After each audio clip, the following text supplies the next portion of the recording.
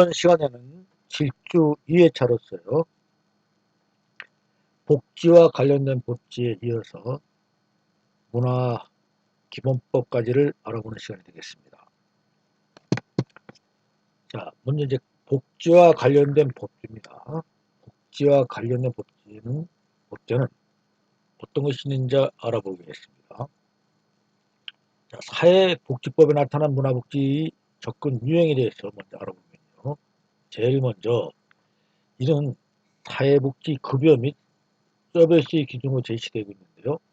자, 사회복지와 관련해서 기본법 역할을 하는 사회보장기본법 있죠. 여기 제 10조에 따르면요. 국가는 모든 국민이 건강하고 문화적인 생활을 유지할 수 있도록 사회보장급여 수준이 향상에 노력한다로 되어 있습니다. 즉, 국가의 책무를 정확히 나타내고 있죠. 모든 국민이 어떻게 해요? 건강하고 또 건강 플러스 문화적인 생활을 유지할 수 있도록 사회보장급여 수준이 향상에 노력한다고 되어 있습니다. 그래서 이제 사회보장급여 이 수준이 의식주뿐만 아니라 플러스 문화생활이 되는 거죠. TV도 봐야 될 것이고요. 또 신문도 봐야 될 것이죠. 그다음에 또 때에 따라서는 영화도 봐야 될 거고요. 이렇게 사회기본법 제10조에 이렇게 나타나 있다는 것입니다. 그리고 여기에 보면 노력한다는 얘기가 되는데 사실은 이 노력한다는 것은 우리 국가의 책무라기보다는 어떠한 그 선언적인 얘기를 하고 있는데요. 이제 보다 더 세부적으로 들어가면은 이제 명확한 것들이 나타나고 있죠. 이제 하나하나 여러분들하고 그것에 대해서 이제 공부를 할 수 있을 것입니다. 그리고 제3조에요. 제3조에 그 정의가 나와 있는데요. 여기 사회복지기본법 제3조의 정의에 보면 이렇게 돼 있어요. 평생사회안전망이란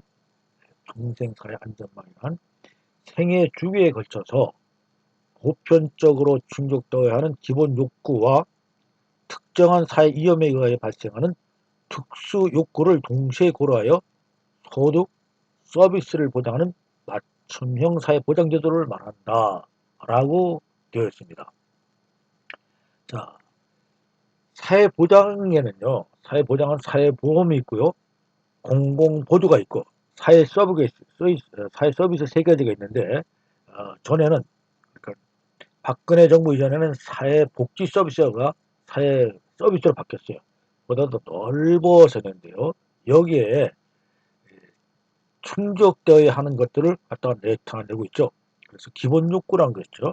그리고 특정한 사회 위험에 의하여 발생하는 특수 욕구까지 해서 동시에 이거를 갖다가 충족시켜야 된다 이겁니다.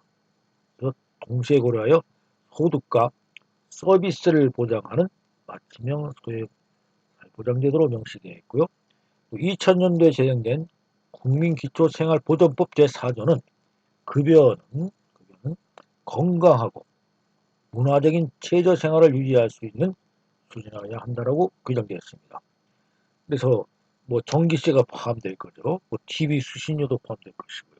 이런 것들이 지금은 전부 다 기초생활보장법에 의한 급여에 포함되어 나타난다는 것입니다.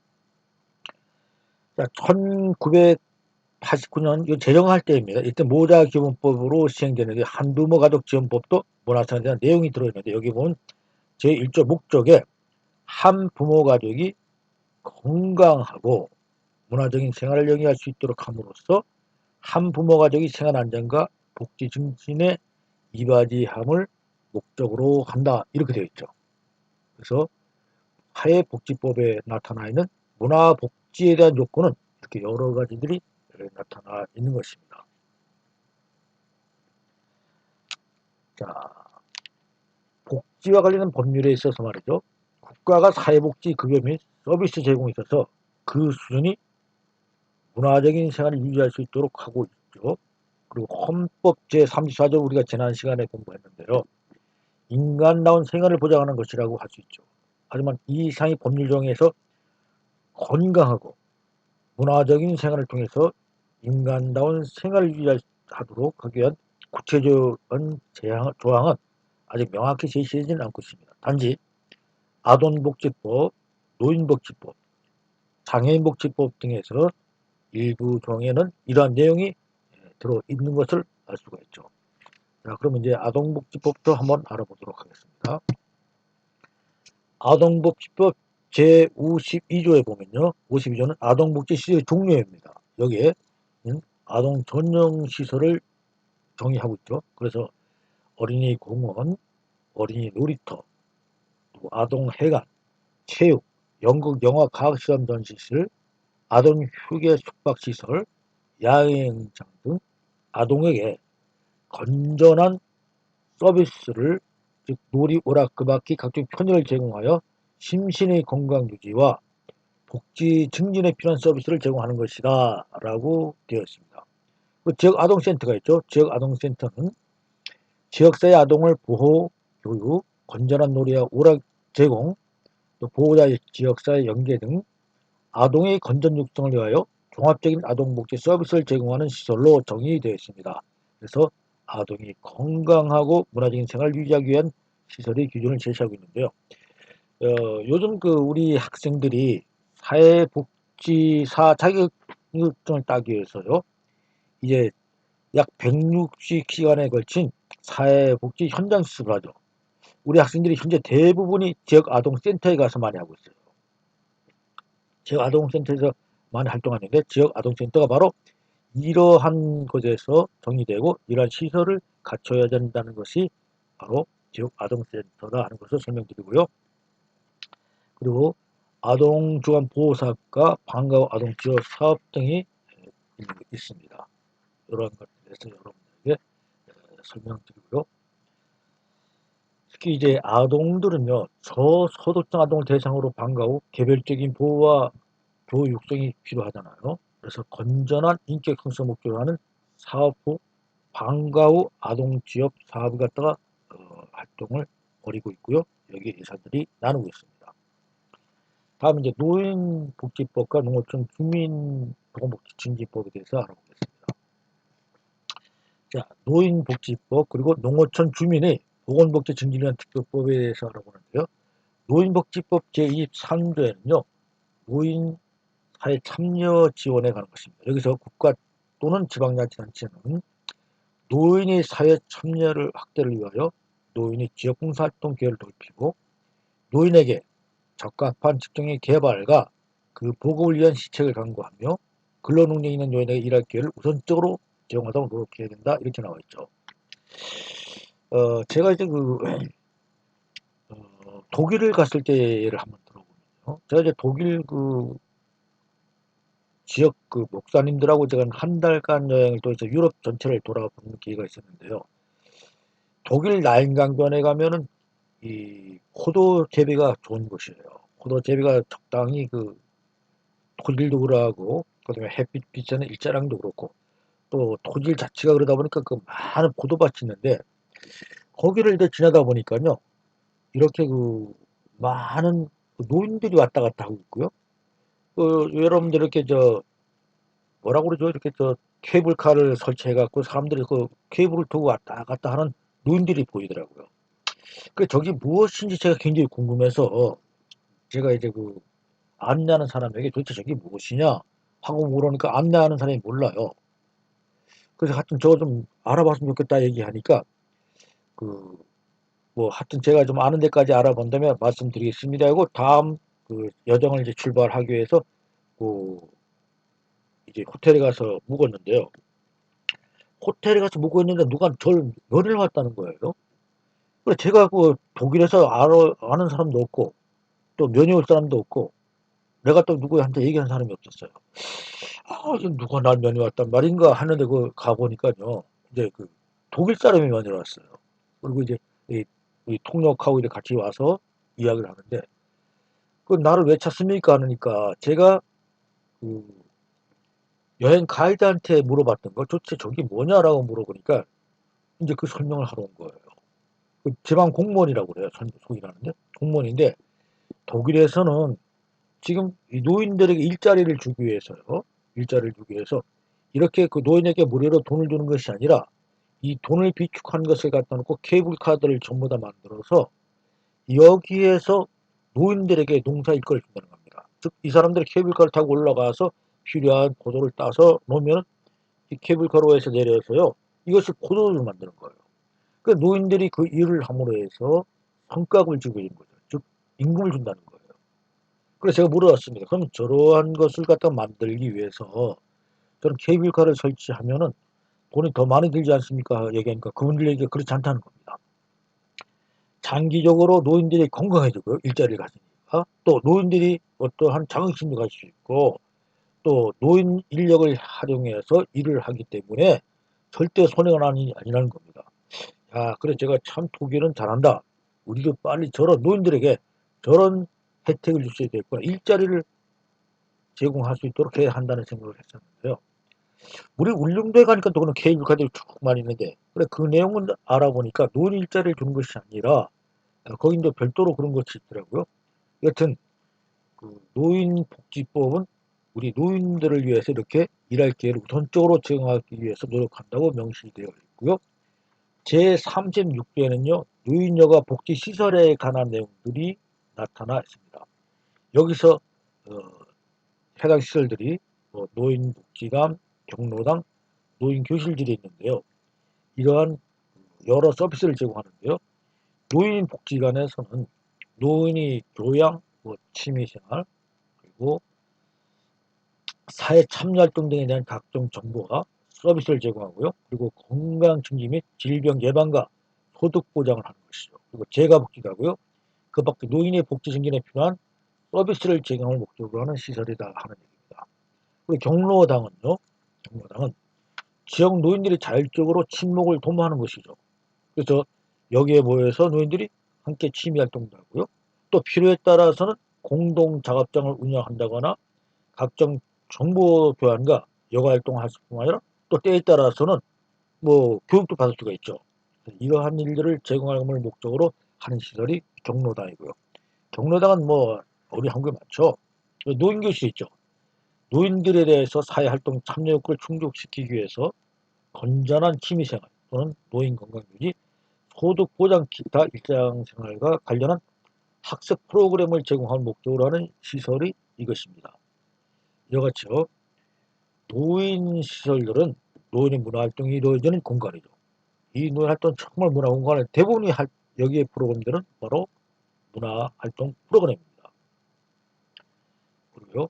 농어촌 주민의 보건 복지 증진한 특별법 제24조에 할 것 같으면 노인에 대하여 주거, 건강증진, 여가, 문화 등 다양한 복지 서비스를 무료 또는 실비로 지원해주고요.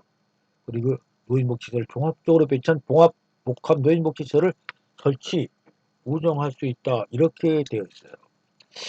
자, 제가 이제 전국적으로 각종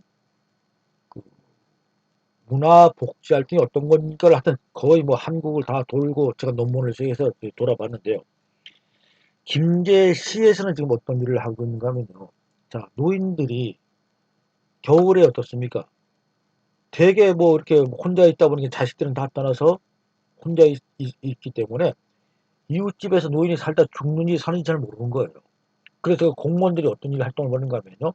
책임 구역을 갖다가 맡아갖고 겨울 되면 가가호를 방문해요. 어떤 가가호? 노인 혼자 사는 집을요. 그래서 살았는지 죽었는지 또 아픈 데는 있는지 없는지를 갖다 점검하러 다니는 겁니다. 그래서 이분들이 지금 저 잘 있고 난 것을 매일같이 현황을 체크해서 이분들이 관리를 해드리고 있는데 이것도 보통 예산이 드는 것이 아니죠. 또 힘든 것이 그것뿐만 아니죠. 지금 고향에 홀로 사는 노인을 갖다 둔 자식들은 어떨까요? 매일같이 걱정이잖아요. 우리 부모님이 혼자 살고 계신데 식사는 하시는지 아픈 데는 없는지 혹시 돌아가지는 않는지 여러 걱정 때문에 전전긍긍할 거 아닙니까? 그래서 어떠한 시설을 했는가 하면요. 겨울이 되면은 노인들을 갖다가 찜질방이라든가 이런 휴게소를 갖다 전부 다 모시는 거예요. 돈을 갖다가 시 예산을 김제시 예산을 해서 전부 다 시설을 개보수했어요.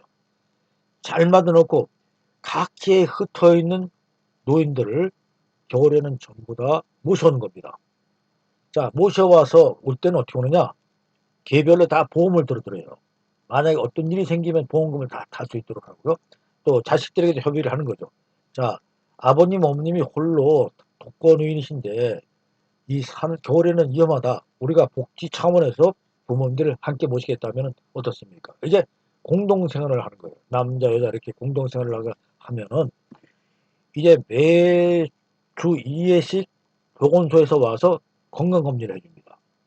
그리고 각종 문화 프로그램을 많이 하는 거예요. 와서 노래도 가르쳐 주고요. 또 그림도 그리게 해주고 또 필요에 따라서는 또 어떤 일들을 한 거면 또 꼬맹이들을 데리고 와서 노인들과 꼬맹이들이 노는 그런 시간을 만들어줘요. 그러니까 노인들 같으면 굉장히 건강해지죠. 매일같이 따뜻한 물에 목욕하고요. 그 다음에 자원봉사자들이 와서 또 안마도 하는 기회를 만들어주는 거예요. 그러니까 같이 생활하면서 문화활동을 하다 보니까 노인네들은 건강해진 것이죠. 그래서 그러면 제가 그 내용들 갖다 이렇게 한 것을 보니까 물론 시설을 고치고 하지만은 이게 예산이 훨씬 더 절약된다는 겁니다. 전반적으로 이러한 문화복지시설, 즉 노인들을 위한 이런 활동들이 지금 지방자치단체별로 많은 것이 연구되고 또 이러한 활동을 통해서 건강한 노인 사회를 이뤄 나간다는 것이죠. 이런 것들이 이제 많이 필요하죠. 자, 다음은 이제 장애인 복지법 및 장애인 차별금지법에 대해서 알아보도록 하겠습니다. 자, 장애인 복지법에 하면요. 장애인복지 제4조에 장애인이 권리에 관해서 나와 있는데 여기 2항이에요. 이렇게 되어 있어요. 장애인은 국가, 사회 구성원으로서 정치, 경제, 사회, 문화, 그와 밖의 모든 분야의 활동에 참여할 권리를 가진다는 것입니다. 그리고요, 제8조 차별금지는요, 누구든지 장애를 이유로 정치, 경제, 사회, 문화, 생활의 모든 영역에서 차별을 받지 않냐고 차별해서는 안 된다. 이렇게 나와 있고요. 제28조에서는 국가와 지방단체는 장애인의 문화생활과 체육활동을 늘리기 위하여 관련 시설 및 설비, 그 밖에 환경을 정비하고 문화생활과 체육활동 등을 지원하도록 노력해야 한다는 것입니다. 그리고 제58조는요. 장애인 복지시설입니다. 2학년은 장애인 지역사회 재활시설을 읽고 넘어갔네요. 전문적으로 상담, 치료, 훈련하거나 장애인의 일상생활, 여가활동 및 사회 참여활동 등을 지원하는 시설로 규정함으로써 장애인의 여가활동 및 사회 참여활동에 대한 내용을 담고 있다고 나왔죠. 자, 우리 이명박 정부 시기에 각 시군 구별로요. 전국에 한 207, 80여 개 되겠죠. 장애인 복지 타운을 갖다 만들려고 했어요. 그래서 여기에 장애인 복지 타운을 만들어 거기에 각종 시설을 만들어 놓은 겁니다. 장애인들을 갖다가 장애인 복지 타운에 입주시켜서 이분들에 대한 케어를 하겠다는 것이죠. 그 안에 병원도 들어갈 것이고요. 자활치료센터도 들어갈 것이고요. 또 여기에는 장애인 치료를 위한 뭐 교육기관도 들어가겠죠. 뭐 이제 학생들 교육시키는 교사들도 들어갈 것이고 이러한 것을 갖다가 계획을 했어요. 근데 이것이 무산됐습니다. 왜 무산됐을까요? 무산된 이유는 이겁니다. 장애인들이 반대했어요. 장애인들을 갖다가 일반 사람과 분리하지 말라는 겁니다. 여기 있죠. 모든 것은 동일한 권리를 가지고 우리도 정상적인 생활을 하는 것이지 장애인을 별도로 특별한 시설에 집어넣는 것을 반대하는 겁니다. 장애인들이 반대함으로 해서 이것이 됐는데요. 이 장애인 차별화 만든다는 것이죠. 그래서 장애인복지법에는 장애인들이 함께 우리 일반인과 생활해야 되는 겁니다. 이제 제가 나중에 장애인 그 학생에 대한 그 학교 시설 같은 것도 설명기가 될 텐데요. 시간이 많으니까 오늘 여기서는 이 정도 해두고요. 나중에 여러분들에게 다시 설명을 드릴 것입니다. 장애인 복지법 이러한 것들이 있고 장애인들은 우리 일반인과 동일한 대접받기를 원한다는 것이죠. 자, 다음에 장애인 차별금지법입니다. 이것은요, 장애인을 차별하거나 권리구제 등에 관한 법률로 얘기하는 것입니다. 여기 보면 제7조에 자기결정 및 선택권이 있습니다.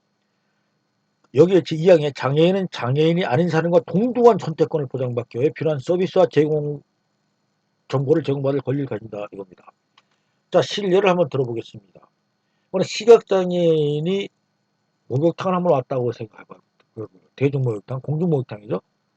자, 그러면 여기 있는 대중목욕탕이 장애인이 들어왔어요. 그러면 이거 받아야 돼요? 받지 말아야 돼요?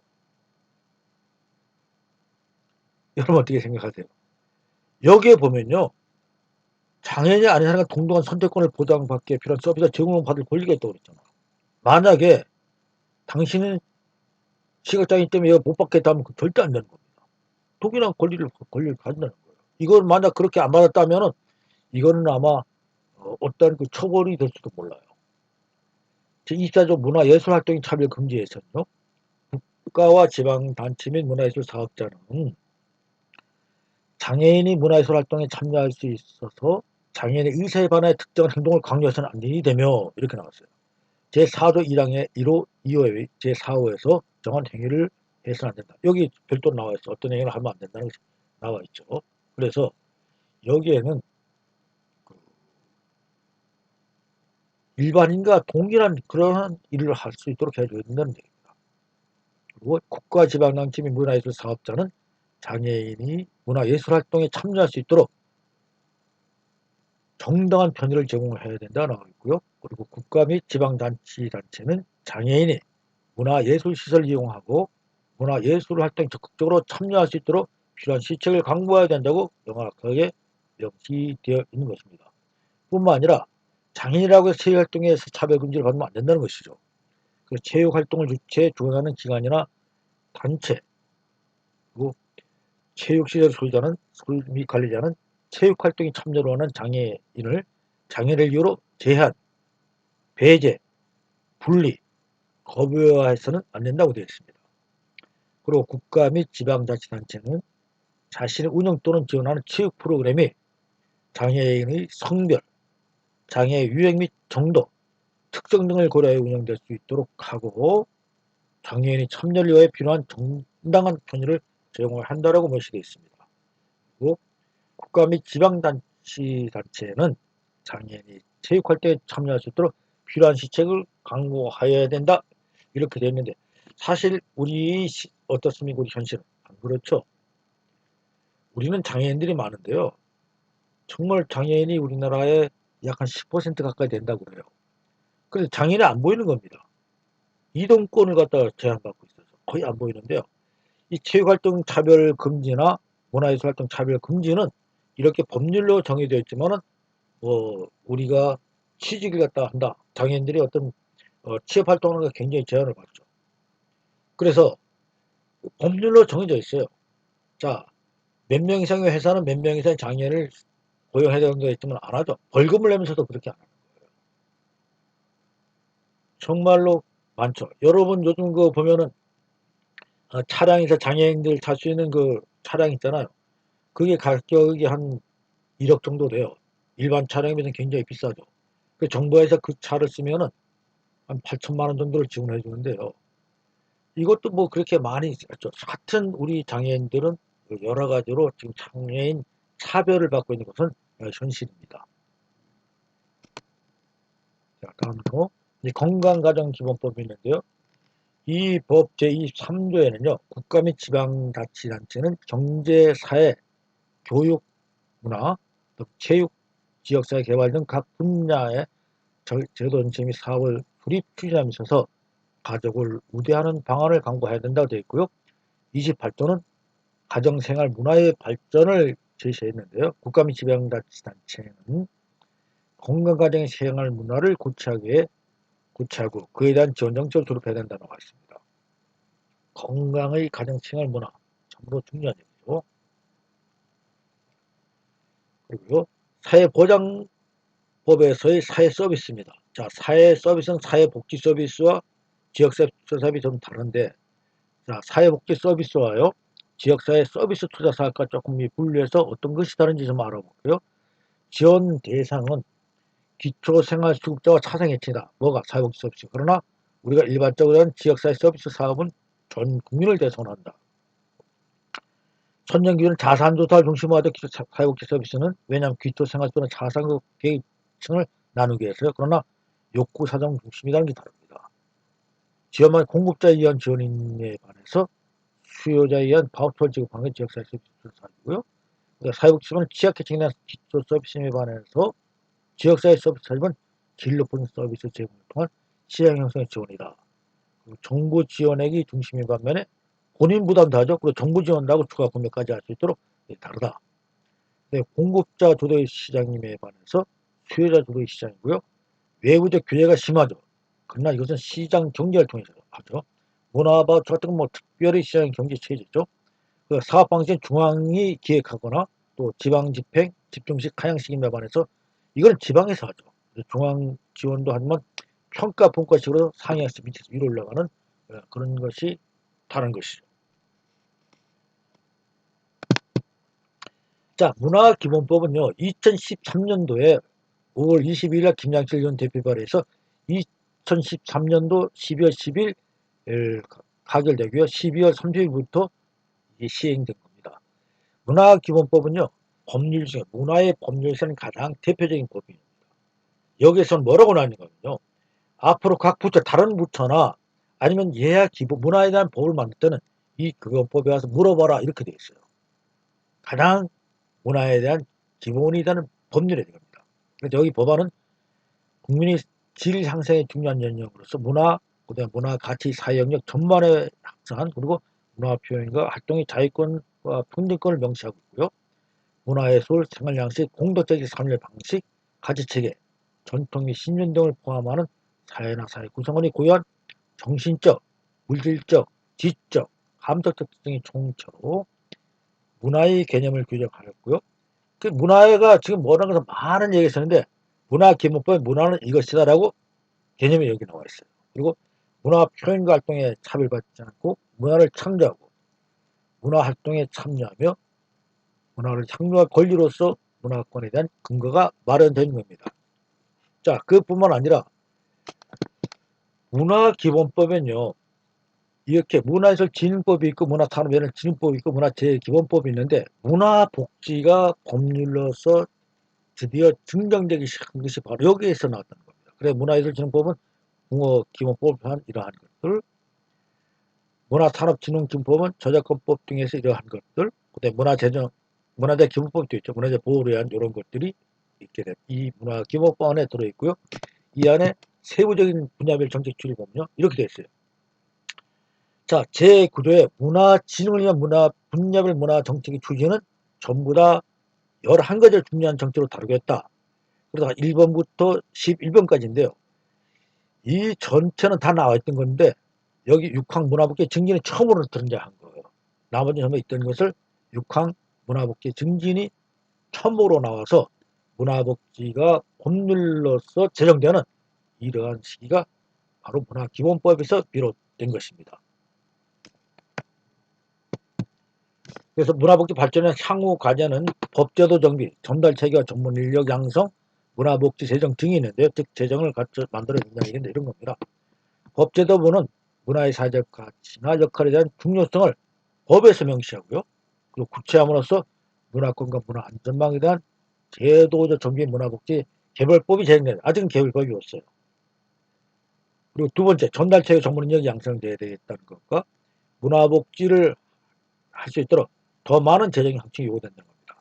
문화 서비스 기준 설정을 통해서 국민들에게 문화권 보장을 위한 다양한 정책을 추진하기 위해서는 기본적으로 문화 재정이 세입 안정성과 지출 혁신이 필요하다는 것이고요.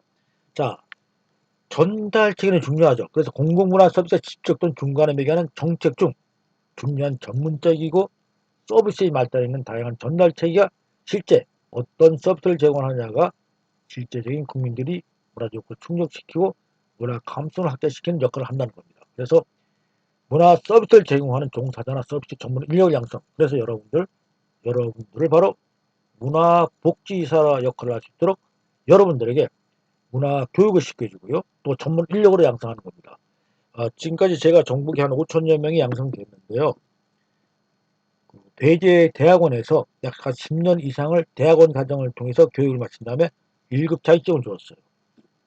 그리고 총괄 기관으로서 역할이 필요하고 재교육 과정 등이 만들어져야죠. 그래서 정책 여행을 앞으로 발전시키는 것이 문화복지를 위한 향후 과제가 된다는 것입니다. 자, 여러분들 대단히 수고 많으셨습니다. 다음 시간에 뵙도록 하겠습니다. 감사합니다.